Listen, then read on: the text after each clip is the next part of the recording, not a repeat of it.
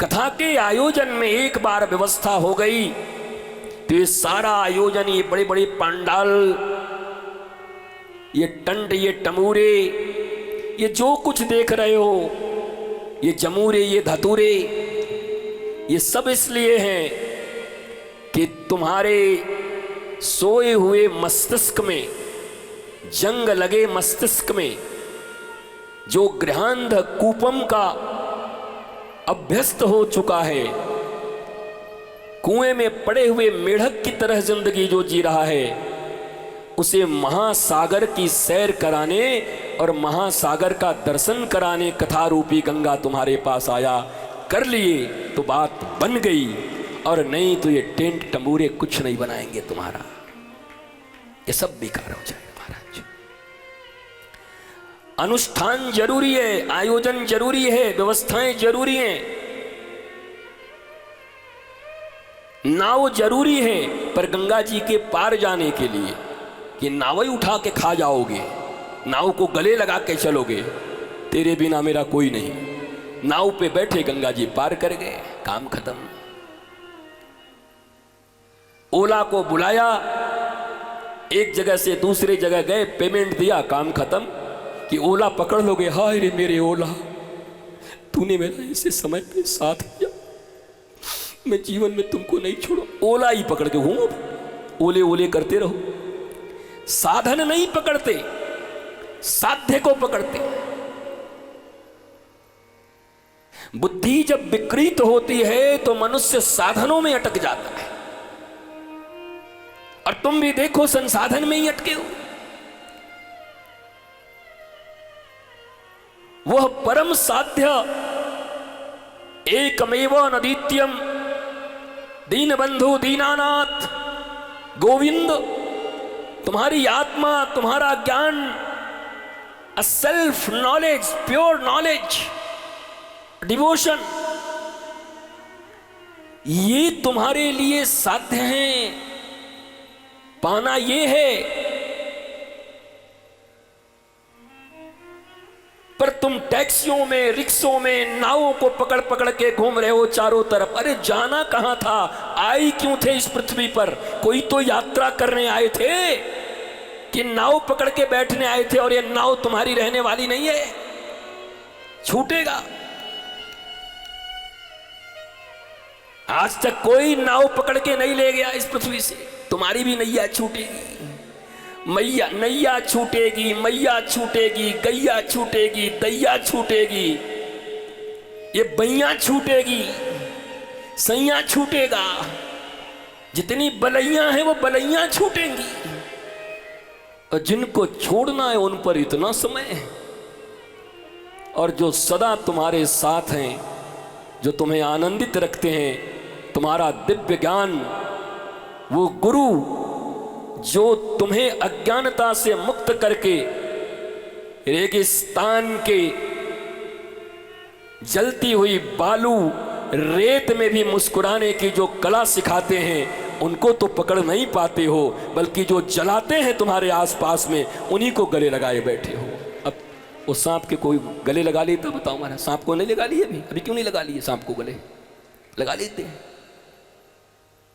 और इस सांप ही तो है तुम्हारी जिंदगी में जो तुमको डसा हुआ है, तकलीफ दे रहा है, विष चढ़े हुए हैं तुम्हारे ऊपर। सांप का विष चढ़ता है तो मनुष्य को पता नहीं चलता मीठा है कि तीखा है। नीम भी खवाए दो तो पता नहीं चलता उसको, चीनी भी खवाए दो तो पता नहीं चलता। ये पहचान है कि विष चढ़ चुकी है इसको। कफ पित्त वायु जब विचूर्णित हो जाते हैं तो मनुष्य के स्वाद इत्यादि सब चले जाते हैं, गंध इत्यादि, जैसे अभी कोरोना में जाने लगा था, सेंस नहीं रह जाता। तो जो छूटना है उस पर इतना आग्रह, और जो अपना है उससे इतनी बेवफाई। परीक्षित ने 7 दिनों में यही सीखा है। जो छूटने वाला है उसके प्रति इग्नोरिंग मूड में है, और जो अपना है उसको इंपॉर्टेंस देके बैठे हुए। परीक्षित सार्वभौम के सम्राट हैं, उनको पता है सब छूटेंगे, इसलिए पहले ही छोड़ दिया, गंगा जी के तट पे आ गए। और उनको पता है कि मुझे इस भवसागर से पार कराने वाला अगर कोई माई का लाल है तो व्यास पुत्र मेरे गुरुदेव सुखदेव हैं, इसलिए उनके चरण को पकड़ के बैठे हुए। जो छूटने ही वाला है उसको खुद छोड़ दिया। एक बात बताओ, रो रो के कोई चीज तुमसे कोई छुड़ा ले, ये अच्छी बात है? खुद छोड़ दो ना ऐसे करके, आई डोंट केयर ऐसे। ज्ञान डिगडिगी बजाती है, छत्रपति शिवाजी महाराज। ज्ञान की डिबडिबी बजती है।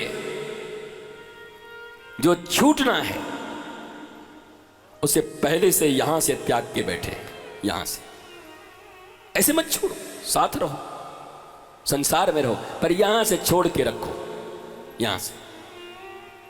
हाँ, नहीं छोड़ने का मतलब आ जाए कितने लोग सूटकेस उठा करके कोई ट्रेन पकड़ के कहीं निकल गए, कहां जाओगे? घर से गया जंगल, जंगल ही में घर बनवा लिया, 4 दिन के बाद सारा परिवार वहीं पहुंच गया। बताओ महाराज, जंगल को भी घर बना दिए। तो भारी मार कबीर को के चित्त से दिया उतार। जो चीजें तुम्हारे चित्त में रहने लायक नहीं उसको निकाल दो, आउट कर दो, get out. No admission without permission. महात्मा और तुम में इतना ही अंतर है, महात्मा भी तुम्हारी तरह घूम रहा है, गाड़ियों में बैठा है, डोसा खा रहा है, मस्ती कर रहा है, मौज ले रहा है, सिनेमा देख रहा है, गाने सुन रहा है, पर एक जो भीतर का अंतर है वो तुमको पकड़ में नहीं आएगा, क्योंकि 4 हाथ तो है नहीं उसका कि चतुर्भुज आ गया है। बस एक ही अंतर है, वो चिपका नहीं है, भीतर से सब छूटा हुआ है और मौज में रहता है।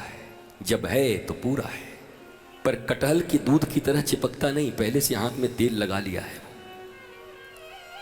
कटहल काटा है कभी? कटहल जानते हो ना, कटहल में दूध होता है, अगर हाथ में पहले से तेल न लगाओ तो चिपक जाता है, चट चट चट। रामकृष्ण परमहंस ने विवेकानंद को कहा गया, मैं कटहल खाने को मना नहीं करता, कटहल काटने को मना नहीं करता, गृहस्थी मना नहीं करता, परिवार में रहने को मना नहीं करता, गाड़ी खरीदने को मना नहीं करता, फिल्म देखने को मना नहीं करता, घूमने को मना नहीं करता, पर तेल लगा ले पहले, कहीं चिपक न जाए। बोला ये तेल क्या है? बांग्ला में, संस्कृत में तेल को स्नेह कहते हैं। बोला भगवान के साथ अपना स्नेह का संबंध बना लो दुनिया में, उसके बाद दुनिया में विचरते रहो, कोई दूध नहीं चिपकेगा, कहीं चिपकू मल नहीं बनोगे।